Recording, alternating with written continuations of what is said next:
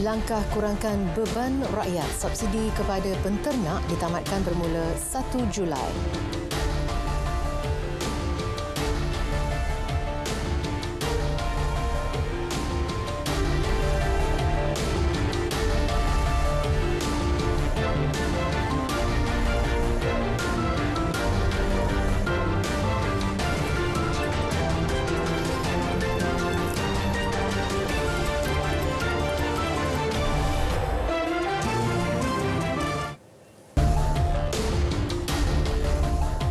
Assalamualaikum dan salam keluarga Malaysia. Anda bersama saya Nur Alis untuk laporan berita tengah malam.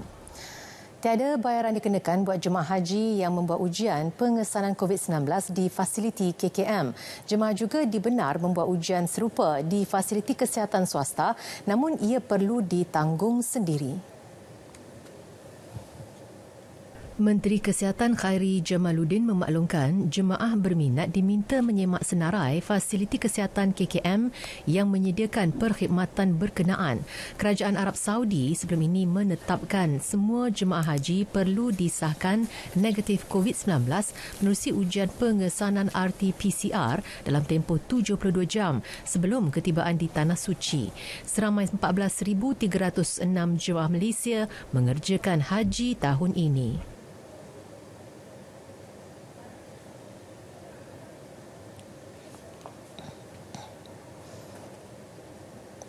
Perkembangan musim haji 2022 berbaki 2 hari sebelum ketibaan kumpulan pertama jemaah haji Lembaga Tabung Haji TH sudah bersedia sepenuhnya untuk menyantuni Dhuyufur Rahman ke Tanah Suci.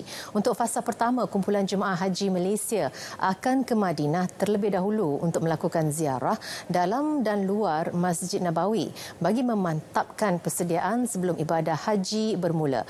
Laporan Faisal Jamal di Madinah. Semua unit di bawah operasi Madinah sudah bersedia sepenuhnya, terutama dari segi kebajikan dan kesihatan jemaah. Pihak pengurusan zon dan petugas juga sentiasa bersedia untuk memberi sebarang bantuan dan bimbingan dalam memastikan ibadah haji jemaah lancar sepanjang berada di Madinah. Baiklah, bersama saya pada waktu ini ialah pengarah operasi Madinah iaitu Tuan Haji Muhammad Haikal Yusof. Baiklah Haji, kita tahu tabung haji memang sentiasa bersedia untuk sebarang operasi musim haji. Jadi mungkin Tuan Haji boleh kongsikan persiapan di Madinah pada kali ini. Ya, persiapan-persiapan yang kita buat di Madinah ini dari segi bangunan operasi untuk penggunaan jemaah, begitu juga dengan bangunan penginapan para jemaah, yang mana kita memastikan keperluan-keperluan yang mencukupi untuk menyantuni Dhuyufur Rahman. Kita juga mengadakan perjumpaan dengan tuan-tuan rumah lah bagi mengetahui peraturan dan persediaan-persediaan yang mereka lakukan dalam menyantuni Dhuyufur Rahman.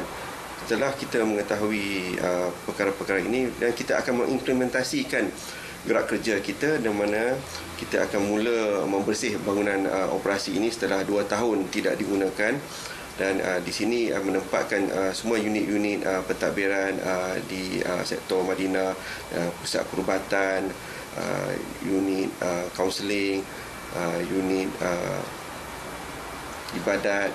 So yang mana mereka-mereka ini akan memberi sokongan kepada para jemaah di bangunan penginapan di Hotel Olimpik dan di Hotel Saja Al-Madinah, yang mana mereka sentiasa akan berada di bangunan-bangunan tersebutlah dalam menyantuni Dhuyufur Rahman.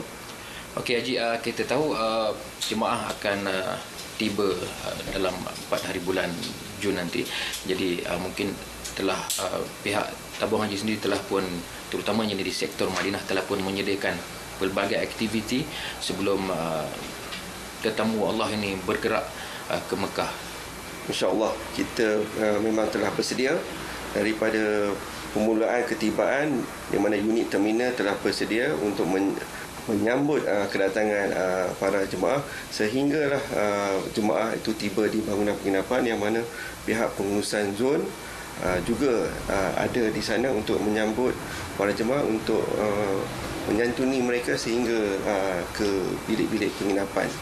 Bantuan sokongan kita di bangunan operasi ini akan sentiasa berada bersama juga dengan para jemaah dengan menyediakan kelengkapan-kelengkapan yang mencukupi dan bersedia untuk menerima para jemaah pada 4 Jun ini. Baiklah Tuan Haji, terima kasih banyak. InsyaAllah semoga kita dapat menyantuni Duyufur Rahman dan ibadah mereka dapat dijalankan dengan lebih tenang dan juga lebih lancar lah. InsyaAllah. Baiklah, sekian saja laporan saya dari Madinah Al-Munawwarah untuk RTM.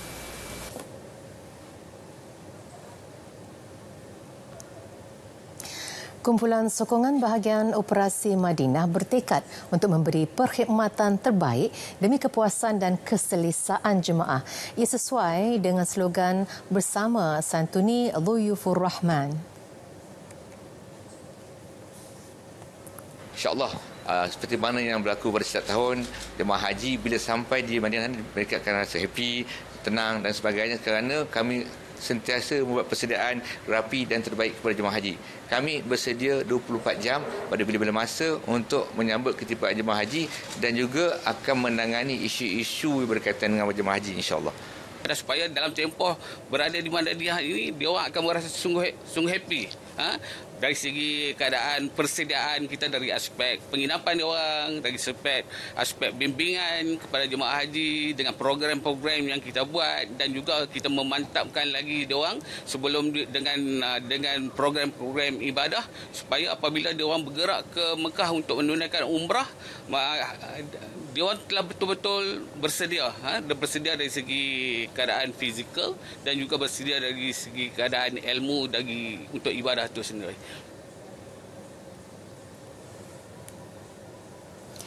Pentaksiran tingkatan 3 PT3 dimansuhkan mulai tahun ini. Ia akan diganti dengan pentaksiran sumatif melalui ujian akhir sesi akademik melibatkan murid serta pelajar sekolah rendah dan menengah. Menurut Menteri Kanan Pendidikan Dato' Dr. Razi Jidin, tumpuan diberi kepada pemerkasaan pentaksiran berasaskan sekolah selepas UPSR dan PT3 dimansuhkan. Ia merangkumi 3 komponen utama iaitu pentaksiran bilik darjah, pentaksiran aktiviti jasmani, sukan dan kokurikulum serta pentaksiran psikometrik. Jadi ini merupakan satu pelaporan yang sekiranya ibu bapa, guru-guru dan masyarakat melihat secara positif, insya-Allah kita akan dapat membina anak-anak kita melalui sistem persekolahan kita untuk melahirkan generasi pewaris negara yang jauh lebih hebat. Sebelum ini, pelaksanaan PT3 ditangguhkan selama 2 tahun berikutan penularan COVID-19.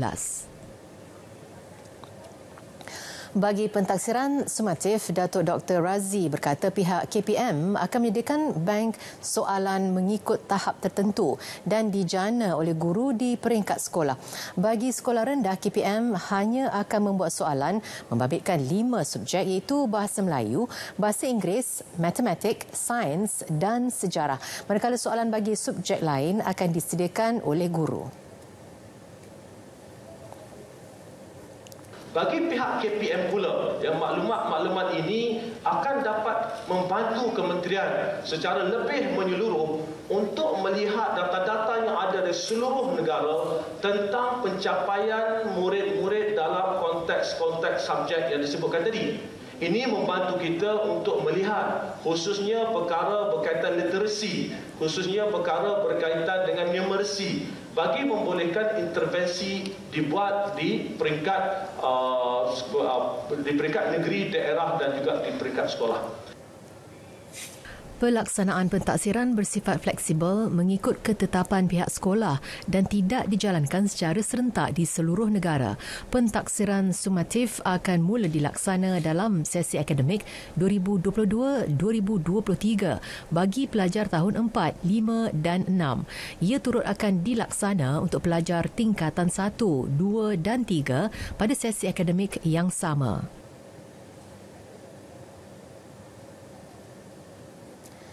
Sementara itu, Ikatan Guru-Guru Muslim Malaysia menyambut baik pengumuman pemansuhan tersebut. Ia dilihat sebagai usaha KPM bagi memperkasakan lagi sistem pentaksiran bilik darjah PBD yang merupakan salah satu komponen dalam pentaksiran berasaskan sekolah PBS. Presiden Ikatan Guru-Guru Muslim Malaysia, Muhammad Azizi Hassan berkata, guru-guru perlu bersedia mental, fizikal dan kemahiran bagi memastikan pelaksanaan PBS berjalan lancar serta memenuhi hasrat kemenjadian murid. Kita harap usaha pihak KPM memansuhkan PT3 ini adalah satu langkah untuk melihat kualiti pendidikan kita yang lebih baik dan melihat kepada aspek kemanjadian murid secara holistik, dan ini akan memenuhi apa yang termaktub dalam falsafah pendidikan kebangsaan. Dan yang paling penting di sini ialah kerjasama semua pihak di peringkat guru-guru dan juga ibu bapa serta murid-murid untuk memastikan penilaian yang dilaksanakan itu dapat mencapai objektif yang telah ditetapkan oleh pihak Kementerian Pendidikan Malaysia. Menurut Muhammad Azizi lagi, keputusan memansuhkan PT3 yang diumumkan KPM itu telah mengambil kira cadangan semua pihak yang ingin menambah baik sistem PBD sedia ada. Beliau berharap perlu ada satu usaha untuk melihat masa depan pendidikan yang lebih holistik untuk membina generasi yang seimbang dan harmoni dari sudut jasmani, emosi, rohani dan intelek. Yang di-Pertuan Agong Al-Sultan Abdullah Riayatuddin Al-Mustafa Billah Shah dan Raja Pemaisuri Agong Tunku Hajah Azizah Aminah Maimunah Iskandaria berkenan berangkat menghadiri majlis bacaan Yasin dan doa selamat petang tadi. Majlis yang diadakan di Masjid Wilayah Persekutuan merupakan sebahagian daripada acara sempena ulang tahun Hari Keputeraan Baginda yang akan disambut Isnin depan. Berangkat tiba Seri Paduka berdua pada pukul 6.30 petang disambut Perdana Menteri Datuk Seri Ismail Sabri Yaakob dan Menteri di Jabatan Perdana Menteri Hal Ehwal Agama Datuk Idris Ahmad. Turut hadir antaranya Menteri Kanan Datuk Seri Hishamuddin Hussein dan Datuk Dr. Muhammad Razi Majidin serta Menteri Wilayah Persekutuan Datuk Seri Syahidan Kasim. Majlis dimulakan dengan bacaan surah Yasin dan doa selamat dan diikuti dengan solat maghrib yang dipimpin oleh Imam Besar Masjid Wilayah Persekutuan Muhyiddin Aziz. Majlis turut disertai kira-kira lebih 1,000 hadirin terdiri pegawai-pegawai kerajaan, ahli politik, duta-duta asing, pelajar tahfiz dan orang awam. Baginda dijadual berangkat ke masjid sama esok bagi mengikuti khutbah khas sempena sambutan ulang tahun Hari Keputeraan Rasmi dan menunaikan solat Jumaat.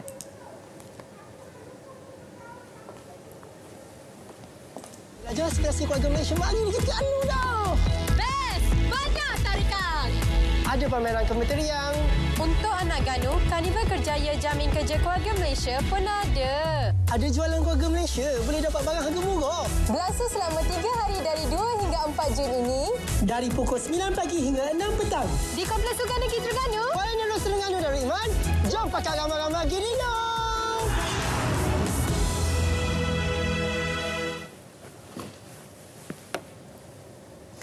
Bersua kembali. Saudara, 14,187 pemeriksaan dijalankan penguatkuasa KPDN HEP sejak 2019 hingga Mei lalu berhubung aduan penjualan barangan tiruan dan cetak rompak. Sebanyak 1,160 kes rampasan barangan tiruan direkodkan dengan nilai keseluruhan berjumlah 94.65 juta ringgit. Perdagangan Dalam Negeri dan Hal Ehwal Pengguna Datuk Rosul Wahid berkata pihak KPDN HEP memandang serius dan tidak akan berkompromi dalam usaha membanteras kegiatan tersebut. Barang tersebut kita rampas, kita sita dan kita musnahkan. Kita ada gudang-gudang penyimpanan barang sita kita di wilayah kita ada, di Negeri Sembilan kita ada, di setiap negeri kita ada, dan barang-barang ini berada di setiap tempat. Jadi memudahkan kita untuk proses, dan barang yang telah pun diputus oleh mahkamah kita lupuskan. Dan kita mengambil tindakan tegas kepada laporan-laporan yang diberi kepada kita untuk nak memastikan ekosistem perniagaan di negara kita ini dihormati. Beliau turut memaklumkan sepanjang tahun ini, sebanyak 131 aduan diterima berhubung penjualan barang tiruan membabitkan penjualan secara fizikal di premis dan secara dalam talian. Beliau ditemui pemberita selepas majlis pelancaran platform MyOri Smart Secure dan program kepenggunaan pintar di Putrajaya. Dalam perkembangan sama, KPDN HEP menyambut baik kerjasama strategik SHSA World Sdn Bhd dan MyOri Services Sdn Bhd dalam menawarkan pilihan penyelesaian bersepadu sebagai inisiatif menangani kegiatan cetak rompak dan penjualan barangan tiruan di pasaran. Platform digital MyOri Smart Secure yang dilancarkan mempunyai ciri utama yang berupaya membuat pengesanan status produk, menyemak maklumat serta platform bagi membuat aduan secara terus. Sebagai suatu penemuan baru dalam sekarang ini semua orang bercakap, everybody is talking about IoT. Kita mengalu-alukan mana-mana lagi company atau syarikat lain yang ada teknologi, bukan saja ini, teknologi lain untuk bekerjasama. Kita just as facilitator untuk memudahkan untuk seperti saya kata tadi, untuk mewujudkan satu ekosistem perniagaan yang sihat. Jadi bila semua barang ori, jadi akan menarik pelabur-pelabur untuk memasarkan produk mereka di negara kita. Aplikasi MyOri Smart Secure boleh dimuat turun secara percuma melalui Google Play dan Apple App Store yang berfungsi mengimbas pelekat stiker MyOri yang terdapat pada produk yang ingin dibeli.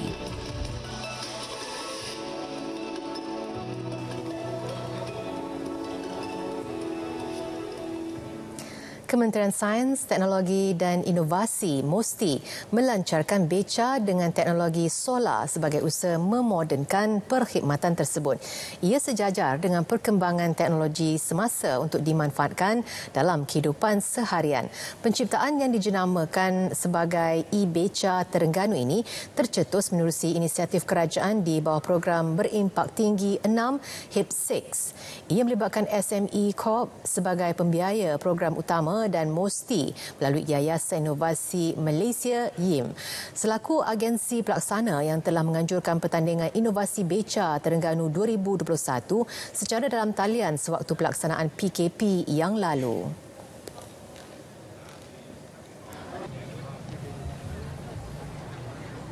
Secara asas je teknologi ini, elemen teknologi itu adalah sesuai untuk semua dalam Malaysia, Sabah Sarawak pun. Cuma sudah tentulah negeri-negeri lain dia mahu menampilkan identiti mereka sendiri.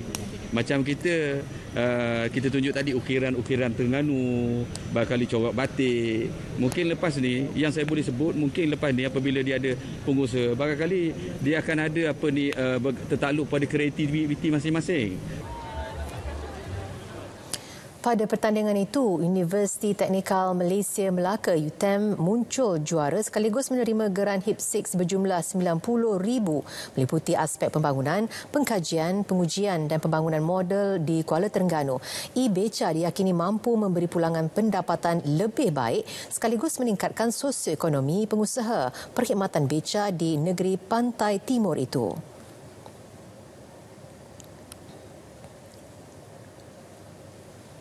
Program Robotik Sains dan Teknologi di bawah Pembangunan Wilayah Ekonomi Pantai Timur ECERDC dan Yayasan My Kasih jelas memberi kesan positif kepada peratus kehadiran murid orang asli ke sekolah.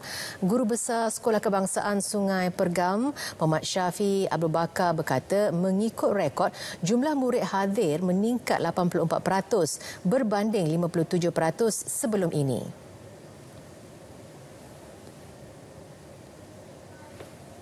Robotik ini juga boleh membantu anak-anak murid orang asli ini kepada kemantapan pendidikan lah.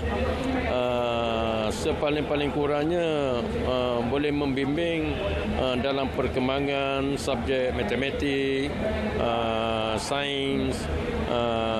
Di samping itu kolaborasi antara murid dengan guru pun dia amat menggembirakan pihak sekolah. Untuk robotik kita boleh terapkan elemen sains, terutamanya apabila mereka belajar macam mana untuk kaitkan elemen sensor yang ada pada robot dengan persekitaran, dengan haiwan dan juga manusia.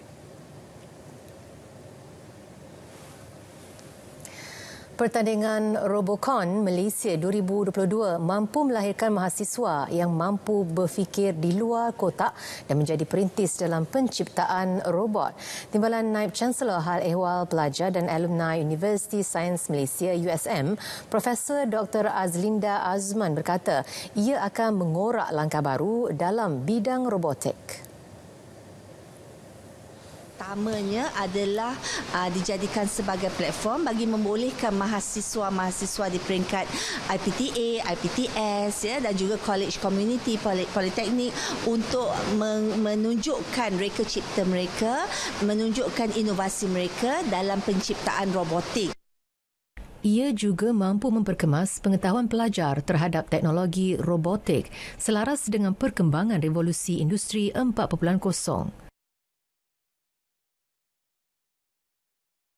Kita kini sebenarnya berada dalam industri 4.0 yang mana penuh dengan peluang baharu di samping berhadapan dengan cabaran yang berbentuk disruptif, dan pertandingan Robocon 2022 ini adalah salah satu inisiatif di peringkat Kementerian Pengajian Tinggi untuk usaha melahirkan mahasiswa yang berdaya saing.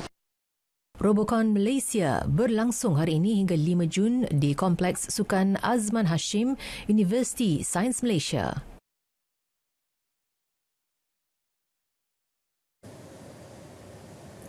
Pelajar yang mengikuti pendidikan dan latihan teknikal dan vokasional TVET bakal menikmati pengalaman pembelajaran yang lebih komprehensif. Ia melalui memorandum persefahaman di antara Jabatan Pendidikan Politeknik dan Kolej Komuniti JPPKK dengan rangkaian Universiti Teknikal Malaysia MTUN. Menteri Pengajian Tinggi KPT Datuk Seri Noraini Ahmad berkata kolaborasi strategik antara MTUN dan JPPKK dilihat berupaya menjadikan pemangkin untuk mengekalkan kelestarian bidang TVET pada masa hadapan. Ingin menyarankan lagi Center of Excellence MTUN dan Center of Technology Politeknik berpadu usaha untuk menggiatkan lagi aktiviti kolaborasi, perkhidmatan kepakaran serta penyelidikan dan inovasi. Saya percaya ianya adalah seiring dengan aspirasi kementerian untuk memasyarakatkan TVET. Ini selaras peranan penting TVET dalam penghasilan graduan melalui penyediaan program pendidikan, latihan pra-pekerjaan, program reskilling dan upskilling.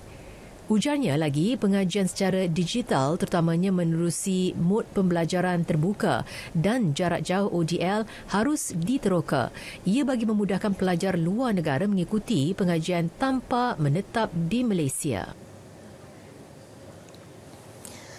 Malaysian Press Institute MPI menerima sumbangan lebih RM390,000 bagi menjayakan Malam Wartawan Malaysia MWM 2022. Pengerusinya, Datuk Dr. Chamil Waria berkata penyertaan bagi hadiah Kewartawanan Malaysia HKM 2021 menyaksikan peningkatan 35% berbanding tahun 2020.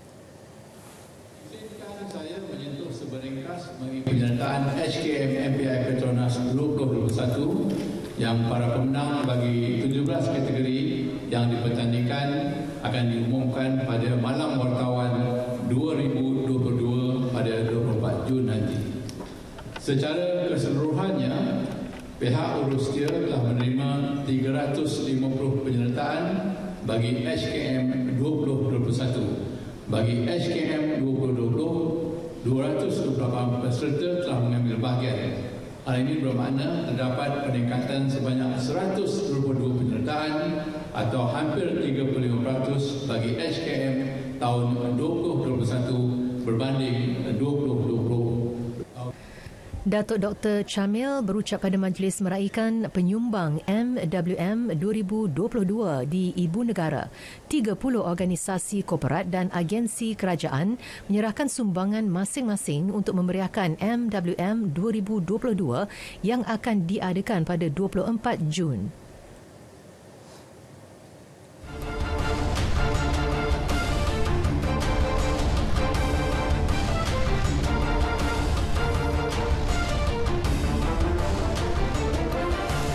Segmen sukan, kejohanan siri FIM Mini GP Malaysia yang memasuki edisi ketiga tahun ini nyata berpotensi melahirkan pelumba berbakat bertaraf dunia.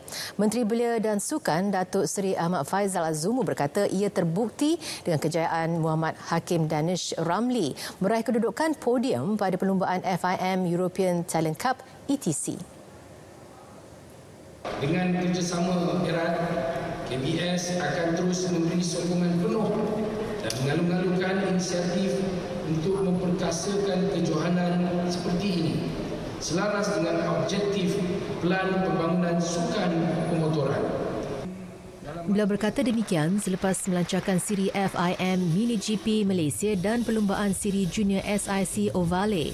Saingan siri FIM Mini GP Malaysia musim ini menjanjikan saingan lebih sengit selepas buat pertama kalinya diadakan di 4 litar berasingan, antaranya di Terengganu, Kedah, Johor dan Selangor.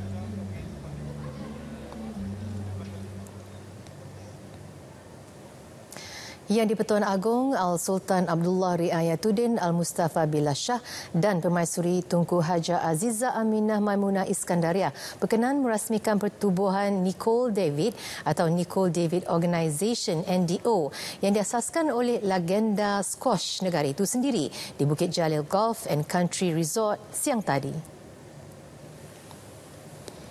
NDO diasaskan bersama oleh Datuk Nicole dan bekas pemain squash Colombia Mariana de Reyes.